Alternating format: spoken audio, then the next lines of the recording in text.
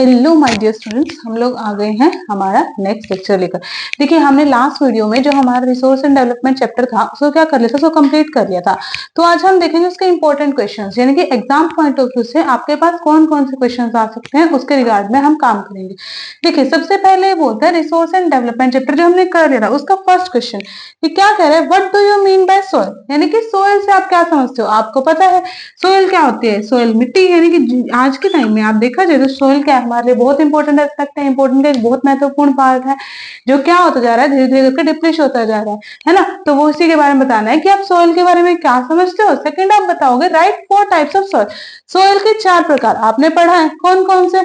आपके पास alluvial soil है, आपके पास रेड सोइल है, आपके पास ब्लैक सोइल है ना, आपके पास रेड एंड येलो सोइल है, फॉरेस्ट सोइल है आपके पास। इनकी कोई भी 4 सोइल्स के बारे में पूछता है, आपको याद रखना है कि सबसे इंपॉर्टेंटली सोइल से क्वेश्चन आता ही आता है। आपके टाइप्स पूछ लेगा, बेसिकली सबसे मेन जो है 2 टाइप पूछता है स्टूडेंट्स से आपसे। कौन सा, एक होता है आपका एलुवियल सोइल और दूसरा होता है आपका ब्लैक सोइल। या फिर कभी इसका मन ना करे ब्लैक सोइल ना पूछने का मन करे तो ये पूछता है रेड एंड येलो सोइल। तो आपको याद रखना है कि ये 3 सोइल तो आपको सबसे इंपॉर्टेंट याद करके जानी ही जानी है कि ये सोइल किस तरह की होती है, किस मौसम में पाई जाती है, यहाँ पे कौन कौन सी फसलें उगती हैं, उस चीजों में आपको ध्यान रखना है। ठीक है, सेकंड क्वेश्चन आपके पास बोलता है what do you understand by agenda 21। Agenda 21 के बारे में पढ़ना है। जो एजेंडा 21 है आप सबने पढ़ा था, हमने पढ़ा था ना। क्या सबसे पहले कहाँ हुआ था ये अर्थ, ये क्या था एजेंडा 21 किस में लागू था, एक अर्थ समिट में। अर्थ समिट कहाँ हुआ था, वो रियो डी जेनेरियो में हुआ था। उस अर्थ समिट में क्या किया था, एजेंडा 21 को अडॉप्ट कर लिया था। और एजेंडा 21 को अडॉप्ट करके क्या किया, क्या हुआ था स्टूडेंट, एक डिक्लेरेशन पास हुई थी। उस डिक्लेरेशन के अंदर क्या हुआ था, उस डिक्लेरेशन के अंदर इन्वायरमेंट की सारी प्रॉब्लम्स के बारे में लिखा गया था और उन प्रॉब्लम्स का सॉल्यूशन कैसे देना है वो बताया गया था आपको।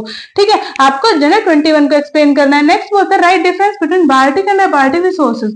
बायोटिक रिसोर्सेज कौन से होते हैं और अबायोटिक रिसोर्सेज कौन से होते हैं, हमने पढ़ा था ना। बायोटिक रिसोर्सेज वो होते हैं जिसके अंदर क्या होती है, लाइफ पॉसिबल है, और बायोटिक कौन से होते हैं जिसके अंदर लाइफ नहीं होती। बायोटिक रिसोर्सेज क्या कौन से होते हैं, बायोटिक रिसोर्सेज वो रिसोर्सेज होते हैं जिन जो क्या करते हैं, ब्रीथ करते हैं, सांस लेते हैं। बायोटिक रिसोर्सेज ब्रीथ नहीं करते, but both resources are important for our earth, for our survival.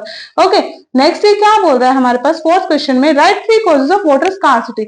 Water scarcity यानी कि पानी की कमी के 3 कारण बताने हैं। हम सबको पता है जो पानी की कमी है आज के टाइम में होती जा रही है।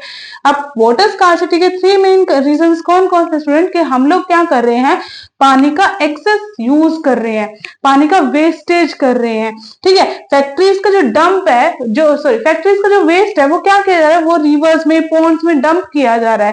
जो आज के टाइम में जो हमारे पेड़ पौधे हैं वो क्या है, डिफोरेस्टेशन हो रहा है। ये सारे कारण है किसके, वाटर स्कार्सिटी के, पानी की कमी होने के, और आपको यही एक्सप्लेन करने हैं। नेक्स्ट आपको बोलता है what is sustainable development. Sustainable development के बारे में पूछ लिया। जो आपसे पूछता है सस्टेनेबल डेवलपमेंट यानी कि सतत विकास, क्या होता है स्टूडेंट्स सतत विकास। सतत विकास होता है आपका जब आपको क्या करना है, आपको जो आपके रिसोर्सेज हैं उनको यूज करना है, बट रिसोर्स इस वे में कर रहा है कि आप फ्यूचर के लिए भी क्या कर सको, उनको सेव करके रख सको।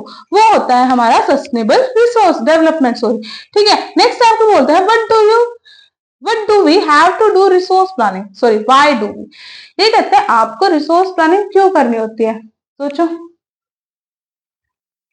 रिसोर्स प्लानिंग करने की नीड स्टूडेंट इसीलिए है क्योंकि जब 1947 से पहले ब्रिटिशर्स हमारे यहाँ पे रह रहे थे तो उन्होंने क्या किया, उन्होंने हमारे रिसोर्सेज को बहुत ज्यादा एक्सप्लॉइट किया, बहुत ज्यादा वेस्ट किया, और इस कारण से हमारे यहाँ पे क्या हो रही है, रिसोर्सेज की कमी हो रही है। और उसके बावजूद आज की डेट में अगर आप देखो तो बहुत सारे लोग क्या कर रहे हैं स्टूडेंट, रिसोर्सेज का बहुत ज्यादा मात्रा में उपयोग कर रहे हैं जिसकी हमें नीड भी नहीं है जितनी।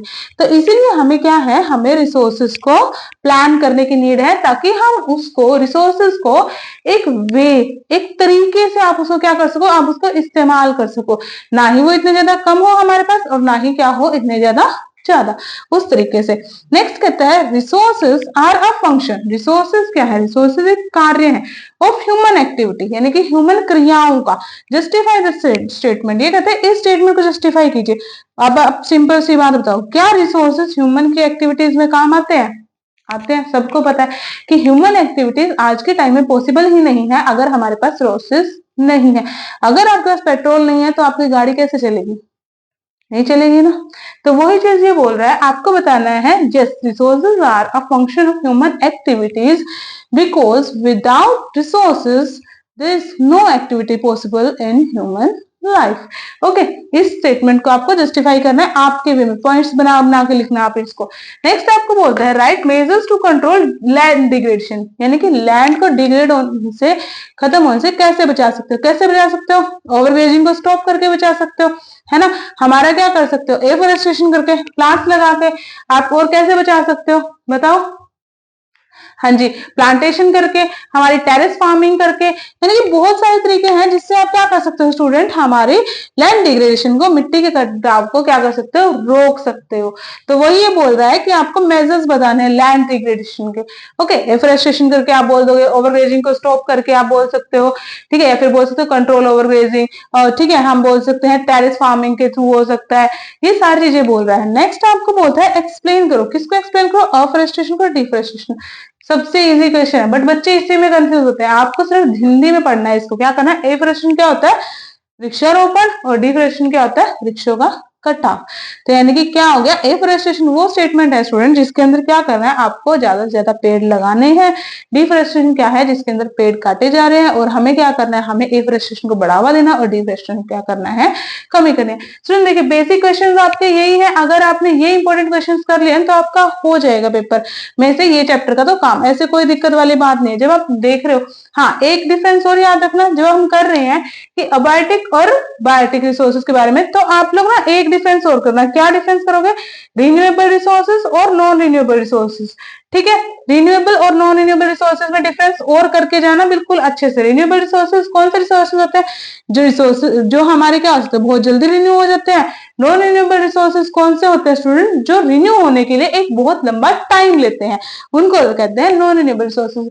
आप ये मत लिखना कि नॉन रिन्यूएबल रिसोर्सेज वो रिसोर्सेज होते हैं जो रिन्यू ही नहीं हो सकते, क्योंकि वो काम छोटे क्लासेस का है। आपको क्या कहना है? आपको लिखना है कि नॉन रिन्यूएबल रिसोर्सेज वो रिसोर्सेज होते हैं जो हमारे रिन्यू होने के लिए मिलियंस ऑफ ईयर्स ले लेते हैं। ओके, थैंक यू स्टूडेंट्स, आज का सेशन यहीं तक रखते हैं। अगर आपको कोई भी दिक्कत हो तो आप मेरे को कमेंट करके बता सकते हो। अगर आपको वीडियो पसंद आ रही है तो प्लीज आप मेरे चैनल को सब्सक्राइब कीजिए, वीडियोस को लाइक करें और कमेंट करना ना भूलें। Thank you and have a nice day.